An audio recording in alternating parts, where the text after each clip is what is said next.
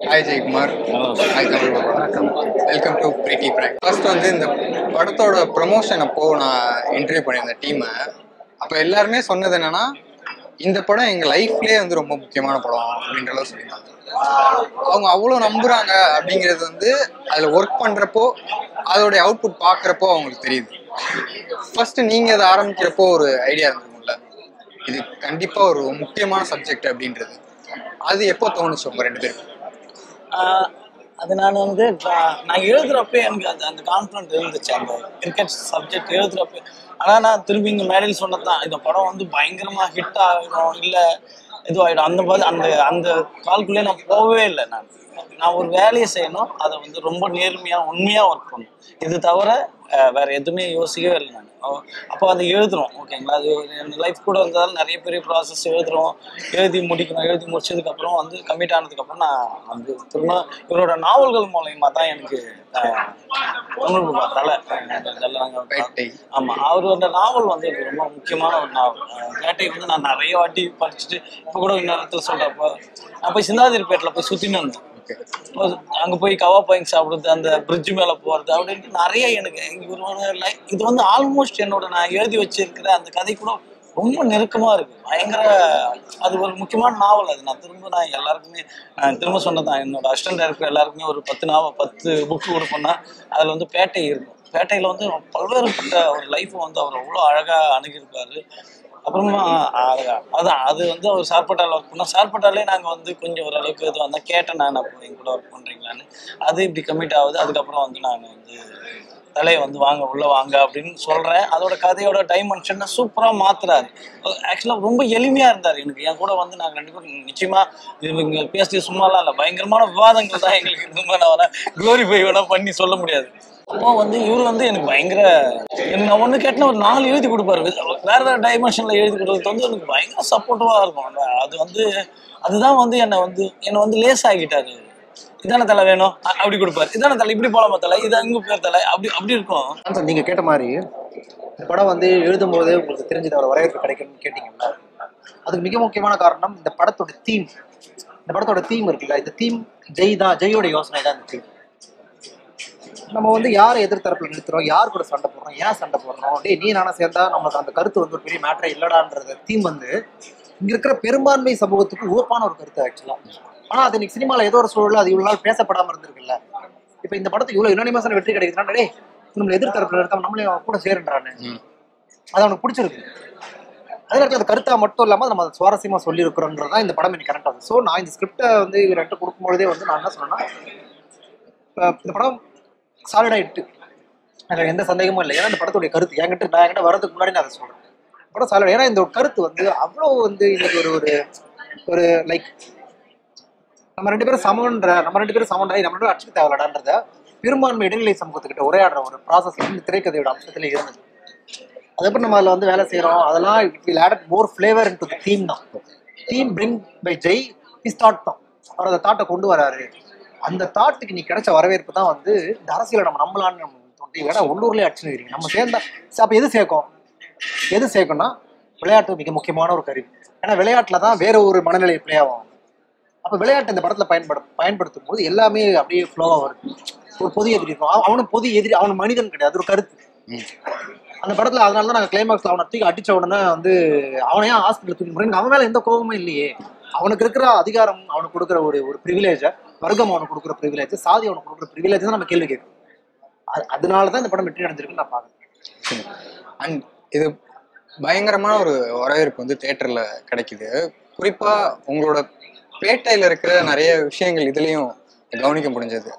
குறிப்பா ஹீரோவோட அம்மா கேரக்டர், அந்த சர்ச்சுக்கு போற விஷயங்கள், அவங்க டைலாக் பேசுறது எல்லாமே பைபிள் வசனங்கள் வச்சு வர்றது. இந்த மாதிரி இந்த இதுல வந்து இந்த இன்புட்ஸ் எல்லாம் இவ்வளவு இருக்கலாம், அவருடைய இன்புட்ஸ் இவ்வளவு இருக்கலாம் அப்படிங்கிற ஈக்குவேஷன் எப்படி போச்சு இந்த மாதிரி? இல்ல என்னன்னா, இப்ப ஜெய் வாழ்ந்த வாழ்க்கையும் நான் வாழ்ந்த வாழ்க்கையும் வேறு கிடையாது. இப்ப நான் அதான் சொன்னேன், அந்த ஸ்டேஜ்ல சொன்ன மாதிரி நான் ஜெய் அவங்க ஊரை போய் பார்க்கணும்னு போறப்ப எனக்கு அவங்க அம்மா எல்லாம் வந்து பார்த்தா எங்க அம்மா மாதிரியே ஜெபம் போட்டு எங்க அம்மா மாதிரி சிலுவை போட்டு அனுப்புறாங்க. அப்ப எனக்கு ரொம்ப ஈஸியா அதை எழுதுது. இன்னொன்று இவர்கிட்ட இவரோட கதையில அந்த ஃபிளேவரே இருந்தது. நான் என்னால இன்னும் விஷயங்கள் சுவாரஸ்யமா சேர்க்க முடியாதுல சேர்க்கிறேன். அப்ப அதே நேரத்தில் நான் சேர்த்தது எல்லாத்தையும் டைரக்டர் வச்சுருவாருன்னா கிடையாது. இந்த படத்துல நீங்க பாக்குற அவுட்புட்டுடைய ரசிப்பு தன்மை வந்து ஒரு இயக்குனருடைய ஃபைனல் காலில் தான் அது வந்து வருது. நான் சுவாரஸ்யமா எழுதியிருக்கலாம், அதுல எது வேணும் எது வைக்கக்கூடாதுங்கிறது டைரக்டருடைய காலம். அப்ப அதுல அவருக்கு ஒரு சென்ஸ் இருக்குது, இதை ரசிப்பாங்க ஆடியன்ஸ். இப்ப நாங்க பாத்தீங்கன்னா சாமுக்கு நிறைய கவிதைகள் இதுல எழுதும், சாம் பசங்க நிறைய இருக்கு ஆக்சுவலா. அந்த கவிதைகள் நான் இப்போ கூட போட்டல, கதைக்கு எவ்வளவு போதுன்றது நமக்கு ஒரு காலம் எடுக்கணும். ஸோ அந்த ப்ரொபோர்ஷன் 2 பேருக்குமே இருந்தது. நான் எழுதி அவர்கிட்ட கொடுப்பேன். நான் இப்போ படிச்சுலாம் சொல்றதெல்லாம் இல்லை தரலாம், எனக்கு இதுல இவ்வளவு போதும், இது வேற ஏதாவது மாத்தி கொடு அப்படின்னு சொன்னோன்னா, ஏன்னா அது எனக்கு ரொம்ப ஈஸியா இருந்தது. ஸோ அதை மாத்தி கொடுப்பேன்.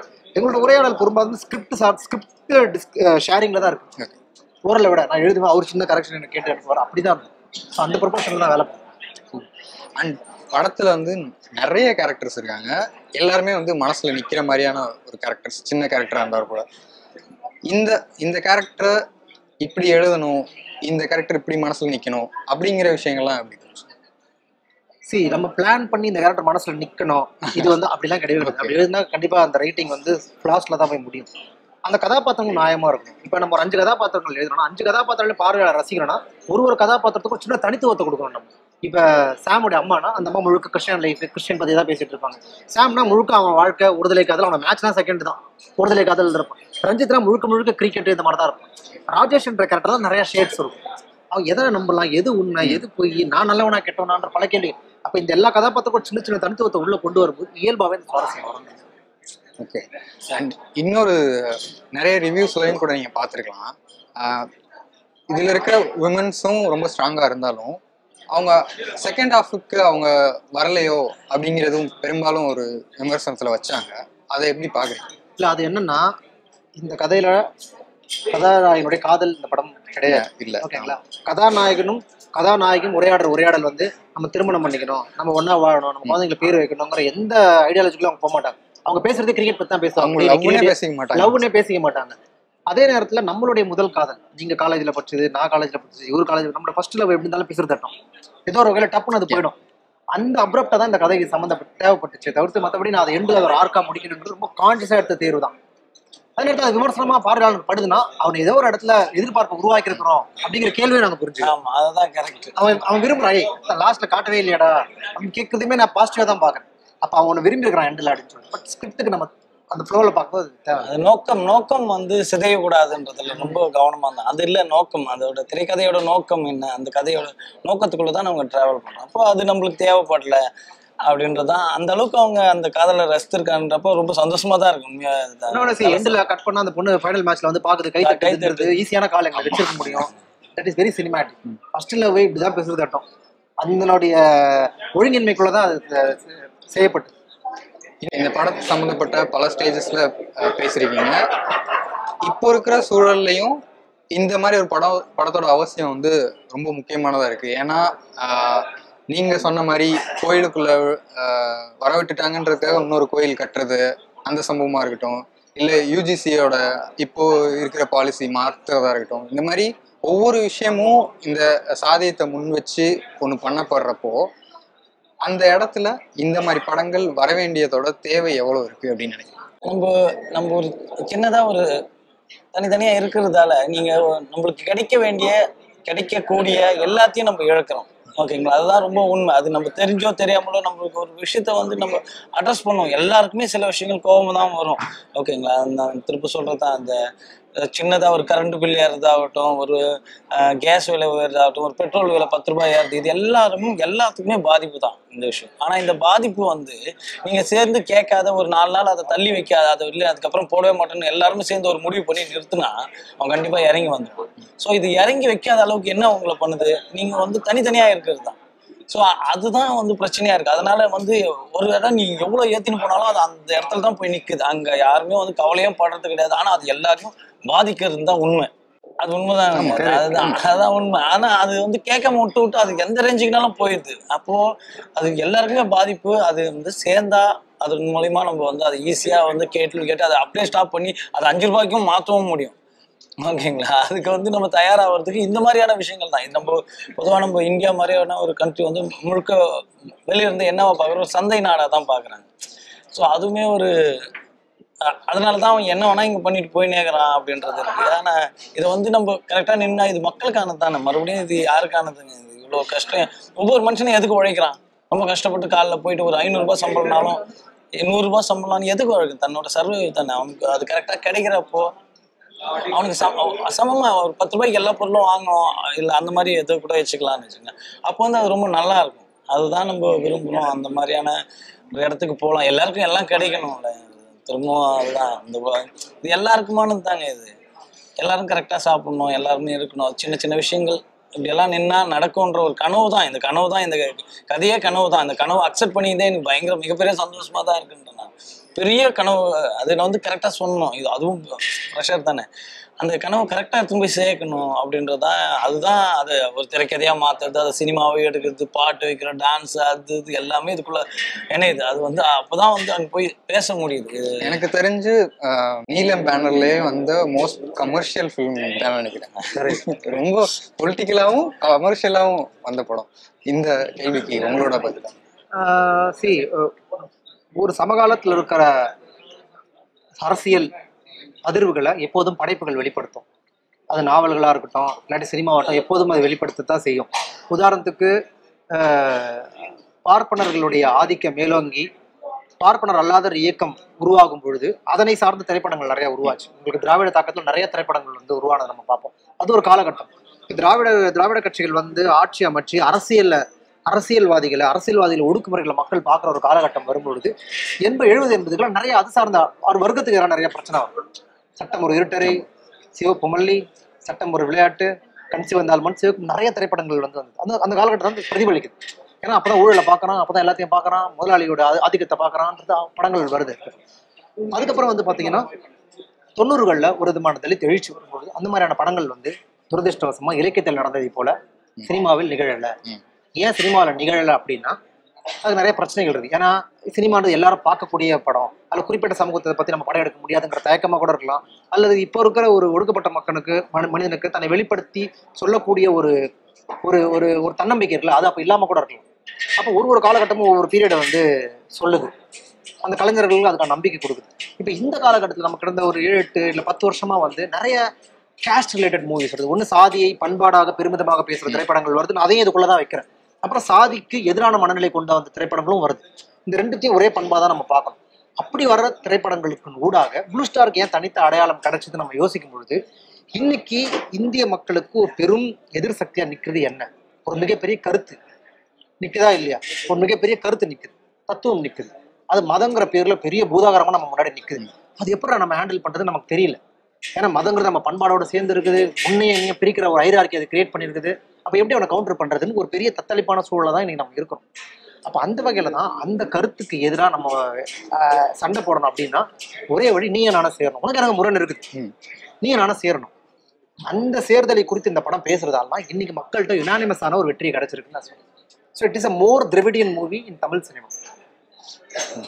இது எல்லா ஆழ் மனசுக்குள்ள இருக்குது, அது வெளிப்படுத்த மாட்டேங்கிறாங்க. அதுதான் நான் எல்லாருக்குள்ளயும் இந்த இது இருக்கு. அவங்க ஒன்னா ஆயிடணும்னு எல்லாமே விரும்புறான். ஆக்சுவலி நான் அப்படிதான் நான் புரிஞ்சுக்கிறேன். எல்லாருக்குமே இது ஒன்னா ஆயிடணும். எனக்கு வந்து அதை தலை சொல்ல மாதிரி எனக்கு ஐடியாலஜிக்குள்ளதான் எனக்கு சின்ன சின்ன முரண் இருக்க வந்து. மற்றபடி நீ ஹியூமன் அவன் ஒரு மனிதன் வந்து ஒரு மனிதன் தான், அவ்வளவுதான்.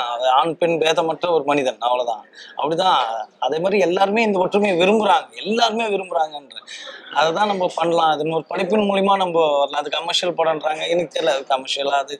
ஆனா எனக்கு என்னன்னா, நான் யோசிச்சது என்னன்னா, இது ஒரு சுவாரஸ்யமான எல்லாருக்கும் பிடிச்ச நான் இந்த லேண்ட்ஸ்கேப்பை புரிஞ்சேன். ஒரு தமிழ் சூழலில் எந்தெந்த படங்கள் வெற்றி அடைஞ்சிருக்குன்னு பார்க்குறேன், அது ஏன் வெற்றி அடையுதுன்னு பார்க்குறேன். அப்போ அது மாதிரி தான் நம்மளும் ஒர்க் பண்ணோம் அப்படின்னு யோசிக்கிறேன். இந்த மாதிரி சின்ன சின்ன கால்லாம் இருக்குது. இது அதான் திரும்ப ஒரு இதோட நல்ல படங்கள் வந்திருக்கலாம், வரலாம் இதுக்கப்புறம்னா அதில் இதெல்லாமே தாண்டி இது ஒன்று போய் சேர்ந்துருக்கு. ரொம்ப சந்தோஷமாக தான் இருக்குது. இது மாதிரி அடுத்த முயற்சி வரும், நிறைய நல்ல இதுவெல்லாம் நம்மளுக்கு நடக்கும். அதான் ஒரு அன்பு தாங்க. மறுபடியும் திரும்ப என்ன எங்க சுத்திய திரும்ப வச்சாலும் ஒரு அன்பு பேரன்புக்குள்ள ஒரு வேலை பார்க்கலாம். அது வந்து ரொம்ப அழகா இருக்கு. அது எல்லாரையும் அரவணைச்சிக்கலாம். ஏன்னா நான் கஷ்டப்படுறப்போ, நான் இதுவாகிறப்போ என்ன ஒருத்தர் அரவணைச்சிருக்கிறாங்கல்ல, என்னை தூக்கி இருக்கிறாங்கல்ல, அதுதான் எனக்கு இங்கே தேவைப்படுது. இந்த அன்புக்குள்ளதான் நான் மறுபடியும் டிராவல் பண்ணலாம். அதுதான் வந்து ரொம்ப பெருசா இருக்கு. இந்த பிரபஞ்சம் ரொம்ப பெரிய பிரபஞ்சம் தான். இது ரொம்ப அழகான, ரொம்ப அற்புதமான, எல்லாருக்குமான ஒரு பிரபஞ்சம் தான். நாட் ஒன்லி ஒரு மனிதர் நம்மளுக்கு கிடையாது. இது எல்லாருக்குமானதா இருக்கு. அவ்வளோ பெரிய வேர்ல்டு, அவ்வளோ பூச்சி என்ன சின்ன சின்னதாக படிச்சா ஆச்சரியமா இருக்கு. நிறைய ஆச்சரியம் தரக்கூடிய விஷயங்கள் இருக்கு நம்மளுக்கு. அதை நான் பார்க்கறதே இல்லை. அதை நம்ம தேடுறோம்ல, அதுவுமே அதோட இதுல அழகா வாழ்ந்துட்டு போயிட்டே இருக்கு. நம்மளுக்குள்ள ஏன் இவ்வளோ முரண்கள் அப்படின்றது தான் எனக்கு பெரிய கேள்வியாக இருக்கும். அடிக்கடி நான் அதை கேள்வியாக எடுத்துப்பேன். அது வரும், அதனால் அதை நம்ம சரி பண்ணலாம் அப்படின்றது தான். இல்லை சரி பண்ண முயற்சி பண்ணலாம், அது ஒரு பயிற்சியாகவே இருக்குன்றேன். ஒரு திடீர்னு ஒன்று டக்குன்னு சேஞ்ச் ஆகிடாது, டக்குன்னு ஒன்று சேஞ்ச் பண்ண முடியாது. ஏன்னா நம்ம அப்படி நம்பிட்டு இருக்கிற அந்த இதுக்குள்ளே நம்மளுக்கு எல்லா மதங்களுமே எனக்கு ஒன்றும் பெரிய அதுக்குள்ள முரண்பாடெல்லாம் இருந்ததே இல்லை. எந்த மதங்கள் கூடமும் அவங்கவுங்க ஒன்று நம்பிட்டு இருக்காங்களா, அது கொஞ்சம் அதை விட்டு அவங்களுக்குள்ள இருக்கிறத எடுத்துட்டு வரலாம், அதோட அன்புக்குள்ள இருக்கலாம். அந்த மாதிரி விஷயங்கள் தான் எனக்கு என் கண்ணுக்கு அதான் தென்படுது ஆக்சுவலா. அதனால நான் அதை தேடி ஓடுறேன், அவ்வளவுதான் சிம்பிளா. அந்த அன்பு அப்படின்னு சொன்னதுனால நீங்க இங்க பேசின எல்லாருமே உங்களையும் சரி இவரையும் சரி தொடர்ந்து உங்களாலதான் அந்த கேரக்டர் பேசப்படுது, உங்களாலதான். ஒரு ரைட்டரா உங்களுக்கு எவ்வளவு ஹாப்பியா இருக்கு, உங்களுக்கு இதை கிரியேட் பண்ணவரா உங்களுக்கு எவ்வளவு ஹாப்பியா இருக்கு? ரைட்டரா எனக்கு ரொம்ப நெகிழ்வா இருக்கு. நான் அந்த ரைட்டரான்னு சொல்றதுல இவரையும் உள்ள சேர்த்து தான் சொல்றேன். என்னன்னா பொதுவாகவே சினிமாவில் உங்களுக்கு தெரியும், ஒரு கதாநாயகன் வெற்றி பெற்றவர்கள் பேசும்போது பெரும்பாலும் டைரக்ஷனுக்கு தான் அந்த கிரெடிட்டை கொடுப்பாங்க. பயங்கரமா பண்ணிட்டாங்க, அது பண்ணிட்டாங்கன்னு சொல்லுவாங்க.